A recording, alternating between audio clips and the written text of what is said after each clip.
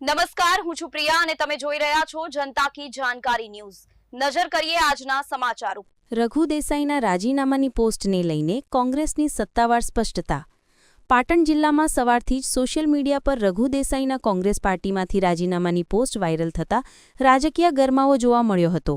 જોકે આ મુદ્દે હવે પાટણ જિલ્લા કોંગ્રેસ સમિતિના પ્રમુખ ઘેમરભાઈ દેસાઈ દ્વારા સ્પષ્ટતા આપવામાં આવી છે। ઘેમરભાઈ દેસાઈએ જણાવ્યું કે રઘુભાઈને મન દુઃખ હતું, પરંતુ તે મુદ્દાનું સમાધાન થઈ ગયું છે। રઘુભાઈ આજીવન કોંગ્રેસ સાથે હતા અને કોંગ્રેસ સાથે જ રહેશે। બીજી તરફ આ પોસ્ટ ઉમાકાંત માંકડના ફેસબુક પેજ પરથી વાયરલ થઈ હતી, જેમાં રઘુ દેસાઈએ પક્ષના તમામ હોદ્દા પરથી રાજીનામું આપ્યું હોવાનો ઉલ્લેખ કરવામાં આવ્યો હતો। ઉમાકાંત માંકડના એફબી પેજ ઉપર પોસ્ટ વાયરલ થતાં જ રઘુભાઈ દેસાઈના નિવાસસ્થાને મોવડી મંડળ કોંગ્રેસ કાર્યકરોની બેઠકોનો દોર પણ શરૂ થયો હતો। હાલમાં જિલ્લા કોંગ્રેસ દ્વારા સ્પષ્ટ કરી દેવામાં આવ્યું છે કે રાજીનામાની પોસ્ટ ખોટી છે અને રઘુ દેસાઈ કોંગ્રેસમાં જ છે। કોંગ્રેસની સત્તાવાર સ્પષ્ટતા। રઘુ દેસાઈએ રાજીનામું આપ્યું નથી, મનદુખનો મુદ્દો નિકાલ પામ્યો છે। રિપોર્ટ અનિલ રામાનુજ, રાધનપુર। જય કોંગ્રેસ।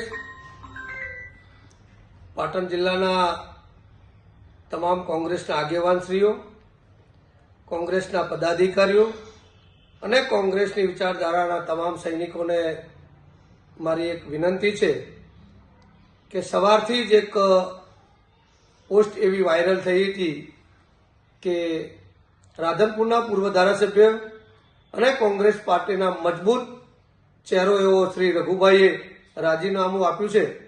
આ વાત તદ્દન ખોટી છે, આ પાયા વિહોણી વાત છે।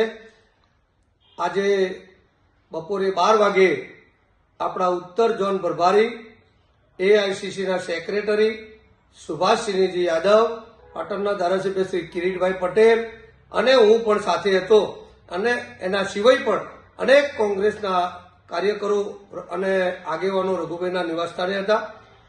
રઘુભાઈને ક્યાંક મનદુખ હશે, એ પણ અમે એનું સોલ્યુશન લાવ્યું છે અને રઘુભાઈ આજે પણ આપણા 18 આલમના એક કોંગ્રેસના નેતા છે અને કોંગ્રેસમાં છે અને આજીવન કોંગ્રેસમાં રહેવાના છે। તો આવી કોઈએ અફવામાં આવવું નહીં, એવી જિલ્લા કોંગ્રેસ